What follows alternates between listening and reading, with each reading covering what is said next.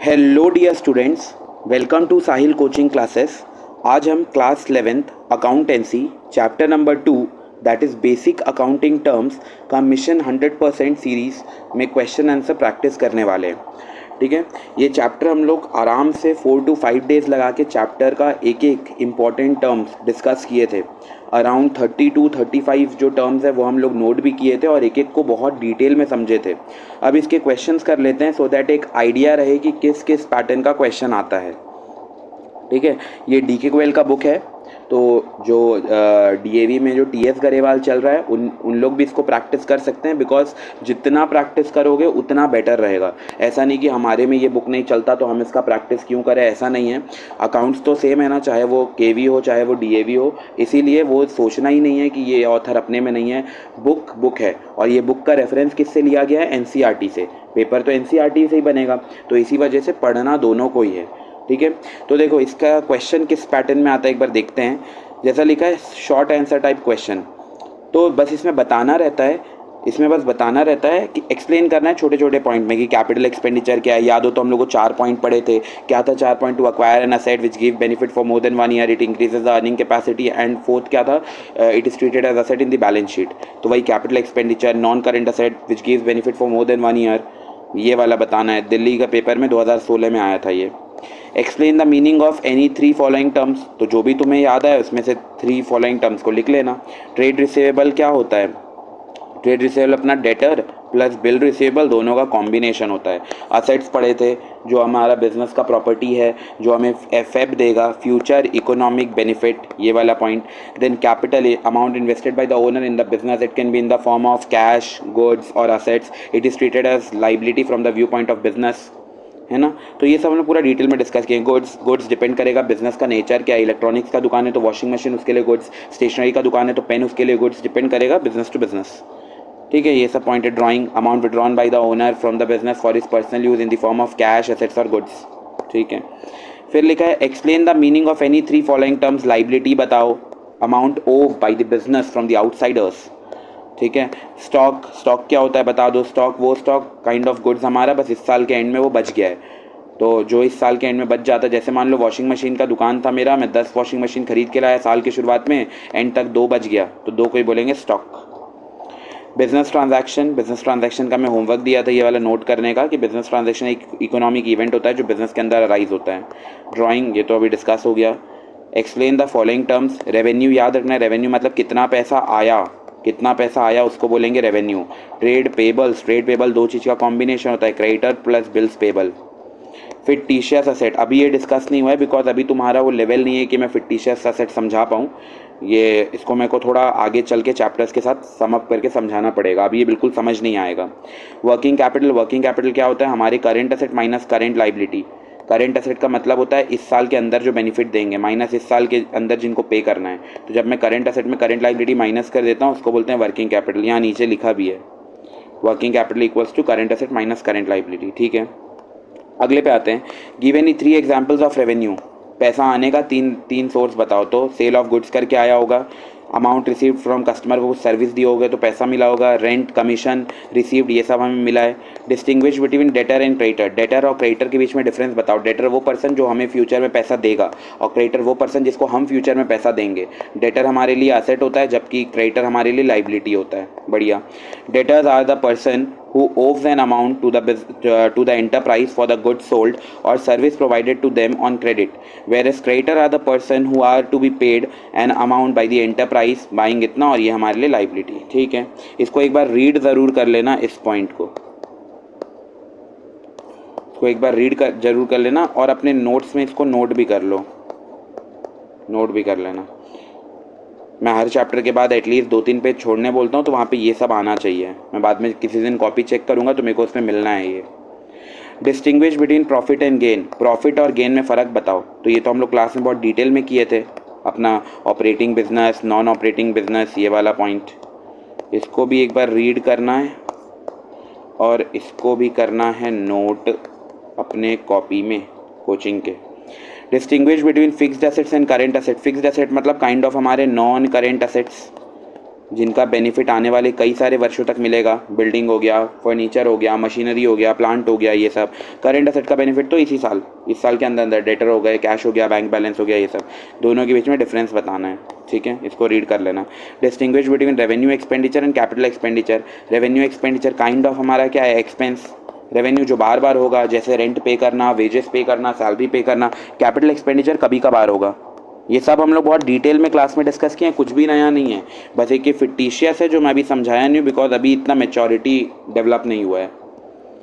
Distinguish between expense and expenditure. Expense और expenditure में फ़र्क बता दो, इसको भी रीड कर लेना और इसको अपने नोट्स में ऐड ऑन कर लेना।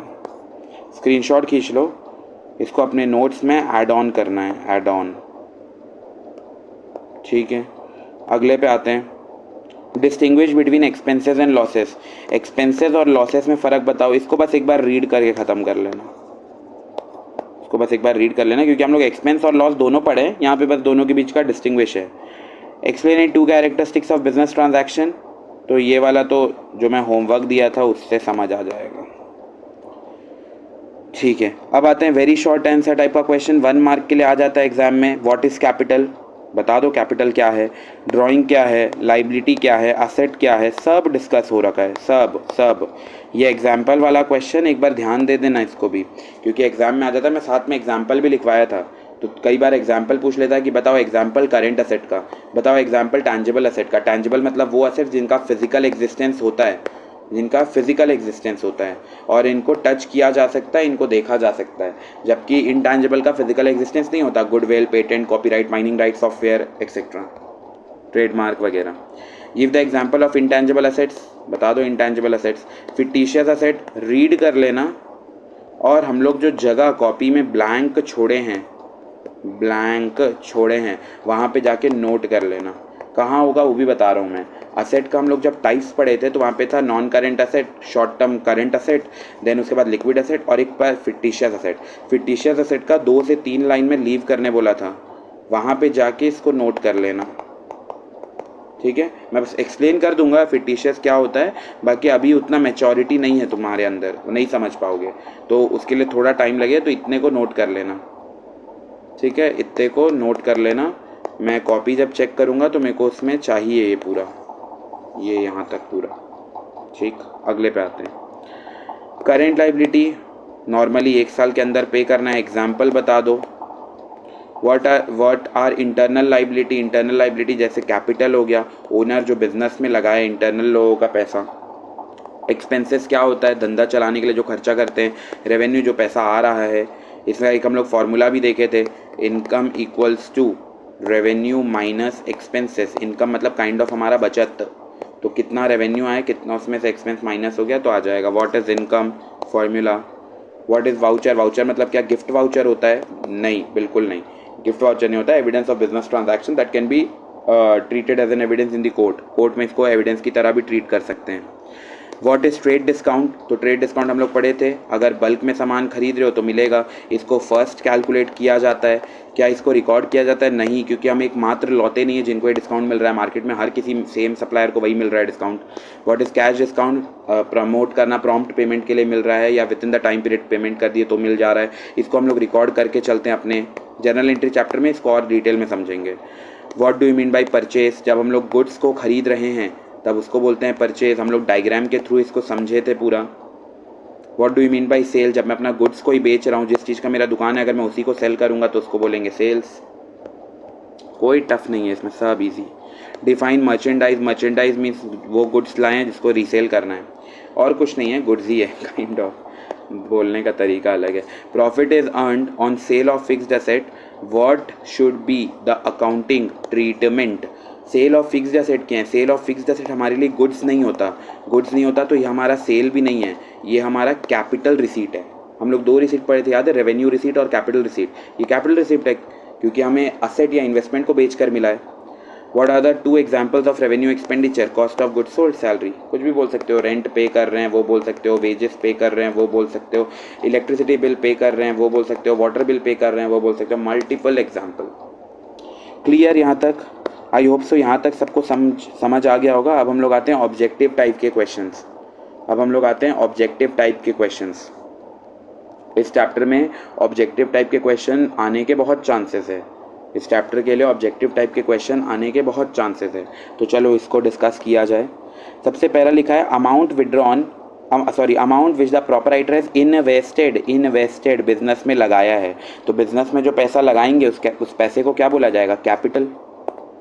बिजनेस में जो पैसा लगाएंगे उस पैसे को क्या बोलेंगे? Capital. Amount which the firm owes to outsider, ऐसा पैसा जो फर्म लिया है बाहर वालों से उसको क्या बोलेंगे? Liability. Dash is the cost incurred, खर्चा किए हैं धंधे चलाने के लिए। Expenses. Revenue means income of dash nature, revenue कब मानेंगे? जब वो कौन सा नेचर का होगा? रेगुलर होगा ना भाई। एक रेवेन्यू रिसीट था, एक कैपिटल रिसीट था। रेवेन्यू का मतलब क्या होता है? जो हमें बार बार मिलेगा। रेगुलर बोल सकते हो, रिकरिंग बोल सकते हो, जो बार बार रिकर हो रहा है।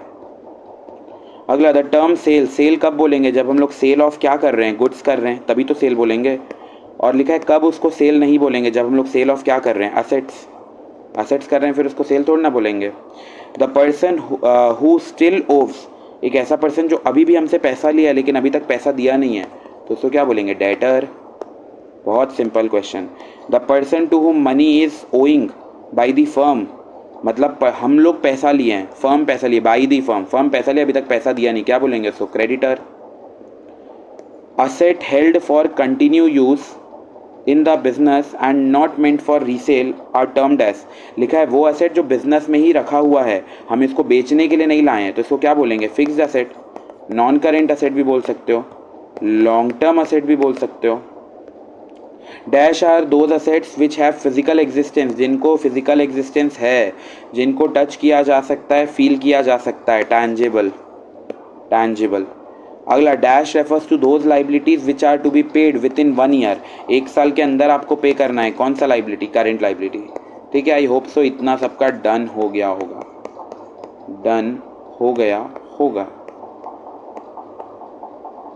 देखो स्माइल कर रहा है। ठीक है, ऑब्जेक्टिव क्वेश्चन डन। ठीक, यहाँ तक हो गया। अब हम लोग अगले आते हैं इसके क्वेश्चंस पे। ठीक है, अब हम लोग इसके आते हैं ये एमसीक्यू पे। एमसीक्यू का भी अच्छा खासा एग्जाम में वेटेज है। लिखा है चूज द बेस्ट अल्टरनेटिव। सबसे पहले बोल रहा है करेंट लाइबिलिटी इंक्लूड, बोल रहा है करेंट लाइबिलिटी में क्या क्या आएगा? Bill receivable, creditor, outstanding expense, all of these. इसका आंसर है ऑल ऑफ दीज, सब करेंट लाइबिलिटी है। ये मैं नोट करवाया हूँ, एग्जाम्पल जो हम लोग लिखे हैं ना करेंट लाइबिलिटी और नॉन करेंट लाइबिलिटी का, उसके अंदर ही मिल जाएगा। विच of the following is capital expenditure, बोल रहा है इन सब में से कौन सा कैपिटल एक्सपेंडिचर है? पहला वाला लिखा है वेजेस तो हमारा वो होता है रेवेन्यू एक्सपेंडिचर, है ना। और दूसरा क्या था? Wages paid for building construction, wages पे कर रहे हैं बिल्डिंग बनाने के लिए। Repair expenses and advertisement expenses. तो तुम्हें याद रखना है कैपिटल एक्सपेंडिचर के 4 पॉइंट पड़े थे। असेट लेने के लिए 1 साल से ज़्यादा बेनिफिट, अर्निंग कैपेसिटी बढ़ा देगा और असेट की तरह ट्रीट करेंगे। ये चारों फीचर किस में आएगा पता है? इसमें आएगा। Wages paid for building construction, building बनेगा तो हमारा असेट है ये। दूसरा, मोर देन 1 ईयर तक इसका बेनिफिट मिलेगा, आने वाले कई 10-50 साल तक इसका बेनिफिट मिलेगा। देन हमारा अर्निंग कैपेसिटी बढ़ा देगा, हम ज़्यादा और अच्छे से एफिशिएंटली काम कर पाएंगे और इसको बैलेंस शीट में असेट की तरह ट्रीट करेंगे। ठीक है, अगले पे आते हैं third. The person who owes money to the firm, जो हमसे पैसा लेके गया उसको क्या बोलेंगे? Debtor. Goods means commodity which are brought and sold, जिसको खरीदते हैं बेचने के लिए, नहीं। Second, to be used as an asset, इसको असेट की तरह यूज़ कर रहे हैं। All of these. तो क्या होगा इसका आंसर? खरीदते हैं आगे बेचने के लिए, मतलब रीसेल पर्पस के लिए। तो जिनको भी रीसेल पर्पस के लिए रखा गया है वो आ जाएगा। अगला, ट्रेड डिस्काउंट इज, पहला लिखा है which is allowed at the time of receiving payment, जब आपको पैसा मिलेगा तब आप अलाउ करेंगे। Which is allowed at the time of sale, जब सेल होगा तब, जब सामान बेच रहे होंगे तब अलाउ करेंगे। विच इज़ अलाउड बोथ, जब बेच रहे होगे तब भी और जब पैसा दे रहे होगे तब भी, मतलब बहुत ही पैसा है अपने पास, सब बार डिस्काउंट देते जा रहे हैं। और ऑल ऑफ द अबव, ये तो हो नहीं सकता। इसका करेक्ट आंसर है ये, which is allowed at the time of sale of goods. जब सामान बेचते हैं ना तब ट्रेड डिस्काउंट दिया जाता है सेलर की तरफ से बायर को। दूसरा कैश डिस्काउंट कब मिलता है? ये तो तब मिलता है जब आप टाइम पे पेमेंट करेंगे, time of making payment. Current asset do not include, not ये नॉट बड़ा हॉट है, कई लोग का ध्यान ही नहीं जाता इसमें, इसलिए मैं बता रहा हूँ ये नॉट बड़ा हॉट है, आग ही लग रहा है। लिखा है करेंट एसेट में कौन सा नहीं आएगा? Debtor, motor car, bank balance, prepaid expense. Current asset में कौन सा नहीं आएगा ये पूछ रहा है। Debtor, motor car, bank balance, prepaid expense. Current asset मतलब जिनका बेनिफिट 1 साल तक मिलेगा, तो मोटर कार का तो बेनिफिट आने वाले कितने सारे साल तक मिलेगा, तो मोटर कार नहीं है, वो नॉन करेंट, वो करेंट नहीं है, नॉन करेंट है, फिक्स्ड एसेट है। Tangible asset do not include, कौन सा हम लोग टच, ये भी नॉट बड़ा हॉट है। टैंजिबल में कौन सा नहीं आएगा? ऑफकोर्स सी बात है, गुडविल नहीं आएगा, गुडविल किसी का इज्जत को थोड़ी ना टच कर सकते हैं, ब्रांड वैल्यू, रेपुटेशन कहाँ टच हो सकता है वो, बाकी ये सब तो टैंजिबल है। Which of the following will be treated as drawing, किसको ड्राइंग की तरह ट्रीट करेंगे? Withdrawing money for payment of salary to its employee, withdrawing money for payment of creditor, withdrawing money from the business for private expense, मतलब personal use, यही personal use. Main feature of business transaction is it involves economic activity, it result all of this. Current liability do not include, not बड़ा hot है। Current liability में क्या नहीं आएगा? जो debentures होते हैं वो करेंट लाइबिलिटी में नहीं आएंगे, क्योंकि डिबेंचर्स तो लॉन्ग टर्म होते हैं। नॉन करेंट के अंदर नॉन करेंट लाइबिलिटी चेक करना, उसमें मैं एग्जांपल में डिबेंचर लिखाया हूँ, तो डिबेंचर नॉन करेंट होता है। Purchase refers to buying of stationery for use, assets for factory, goods for resale और इन्वेस्टमेंट, तो 12th का हो जाएगा C point, goods for resale. अगला, the term sale is used only for the sale of dash and never भी इतना, ये तो ऑलरेडी हो चुका है ना, गुड्स और यहाँ असेट, तो ये हो जाएगा 13th का डी पॉइंट। उसके बाद अगला, out of the following asset which one is not an intangible asset, कौन सा इंटेंजिबल असेट नहीं है? तो इसका आंसर क्या हो जाएगा 14th का? ये इन्वेस्टमेंट। बिल्डिंग वगैरह तो टैंजिबल है ना भाई, पेटेंट नहीं है, इंटैंजिबल है, गुडविल इंटैंजिबल है, ट्रेडमार्क इंटैंजिबल है। At the end of the financial year during the sale of goods, अच्छा ये वाला हुआ नहीं है ना, ठीक, worth ₹5 lakh and closing stock 4, तो ये इवेंट है, ट्रांजैक्शन है, हाँ ये सी हो जाएगा, बोथ है, ठीक है। वैसा भी ये वाला हुआ नहीं, बिजनेस ट्रांजैक्शन में होमवर्क दिया था, नोट कर लोगे तो ये समझ आ जाएगा। विच of the following is a capital expenditure, तो रिपेयर कर रहे हैं नहीं, वाइट वॉश कर रहे हैं नहीं, फिर उसके बाद कंस्ट्रक्शन ऑफ बिल्डिंग, हाँ। Consider the following items, prepaid salary, accrued income, loan and then bank overdraft, तो बोल रहा है कौन सा current liability would include, current liability में क्या क्या आएगा? तो प्रीपेड सैलरी तो हमारे लिए एसेट है ना भाई, अकाउंटिंग इक्वेशन के अंदर भी तो पढ़े, ये तो आ ही नहीं सकता। अक्रूड इनकम मतलब पैसा जमा हो गया, अभी तक मिला नहीं है, काम हम लोग कर दिए, ये भी हमारे लिए एसेट है। तो लोन, वो भी शॉर्ट टर्म लिखा हुआ है सामने, तो करेंट ही हुआ, और बैंक ओवरड्राफ्ट, तो इसका ऑप्शन 3 and 4, ठीक है। ये वाला भी क्वेश्चन एक बार देख लो, ये तो हमारा ये भी कंप्लीट हो गया, कंप्लीटेड। अब ये वाला पॉइंट देख लो, हॉट्स के question. Godrej limited imported from Germany से इंपोर्ट किया है machinery for sale in India. Germany से गोदरेज लिमिटेड कंपनी जर्मनी से एक मशीन मंगा रहा है, क्यों मंगा रहा है? इंडिया में बेचने के लिए। और another machine for production purpose, 2 machine, पहला वाला मशीन क्यों मंगा रहा है? जो फर्स्ट मशीन मंगा रहा है वो क्या करने के लिए? सेल करने के लिए। और दूसरा मशीन क्यों मंगा रहा है? अपने प्रोडक्शन पर्पस को फुलफिल करने के लिए। Will you treat them goods और फिक्स्ड एसेट, बोल रहा है गुड्स मानोगे या फिक्स्ड एसेट मानोगे, दोनों का सेपरेट करना है। जिसको बेचने के लिए ला रहा है वो क्या हुआ? उसके लिए गुड्स, और जिसको वो प्रोडक्शन पर्पस पे ला रहा है वो उसका क्या हुआ? फिक्स्ड एसेट, ठीक है। यही तो पूछा था हम लोग से। अगला लिखा है mister Jaspal Singh dealing in electronic goods 20 TV sets बेचा है, 30,000 का खरीदा था, उसको कितने में बेचा? 40,000, मतलब 10 का हमें डायरेक्ट प्रॉफिट दिख रहा है। और ना यहाँ ध्यान से सुनना, कई लोग को मैं जब क्लास में करवाया था डाउट क्या आया था, ये जो 30,000 है ना, ये पूरा नहीं है, ईच है। 30,000 का एक टीवी खरीद के लाया, ऐसा 20 टीवी लाया है, और उसको बेच रहा है 40,000 ईच, 40,000 इंटू 20 करना पड़ेगा। Out of this 5 lakh were received in cash, बोल रहा है कैश में 5 लाख मिल गया, and the balance not received, not अभी तक नहीं मिला है। बोलो रेवेन्यू कितना आएगा? रेवेन्यू का मतलब होता है टोटल कितना आया, टोटल कितना आया उसको बोलते हैं रेवेन्यू। तो कितना टीवी था उसके पास, 20 टीवी था, जिसको तुम लोग ये कोचिंग में ऐसा कर रहे थे जैसे ट्रिग्नोमेट्री का 4 फार्मूला लगा के निकालना है। 20 टीवी को कितने में बेचा, 40,000 एक टीवी का रेट है। तो जब इसको करेंगे तो कितना आ जाएगा हमारा, 8 लाख रुपए, बस 8 लाख इक्वल टू रेवेन्यू। ठीक है, तो देखो यहाँ पे रेवेन्यू। उसके बाद एक क्वेश्चन, मिस्टर दीनानाथ 50,000 लिया था हमसे, वो इंसॉल्वेंट हो गया, दिवालिया, और हमें 40,000 पे किया।